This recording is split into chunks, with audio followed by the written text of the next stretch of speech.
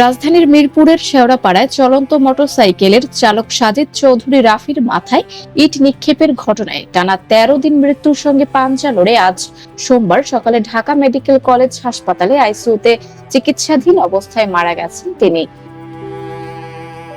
কাফরুল থানার ভারপ্রাপ্ত কর্মকর্তা সাজ্জাদ হোসেন রাফির মৃত্যুর খবর নিশ্চিত করেছেন। এই ঘটনায় এখন পর্যন্ত ৩ জনকে গ্রেফতার করা হয়েছে।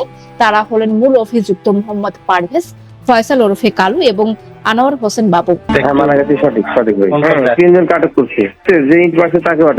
এর আগে ৯ জন রাত ১:১টার দিকে পূর্ব শেওড়াপাড়া দিয়ে মোটরসাইকেলে বাসায় ফিরছিলেন রাফি।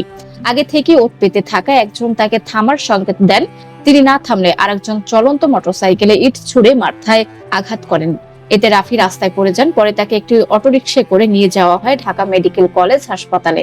ঘটনার পর সিসিটিভির ভিডিও ফুটেজ বিশ্লেষণ করে পুলিশ জানান, এটি কোনো সাধারণ ছিনতাই নয়, বরং পূর্ব শত্রুতার জেরে পরিকল্পিতভাবে এই ঘটনা ঘটানো হয়েছে।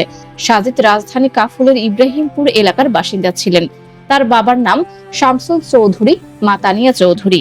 সাজিদ তার বাবা মায়ের একমাত্র সন্তান ছিলেন। সানিয়া খান, তালাশ বিডি, ঢাকা।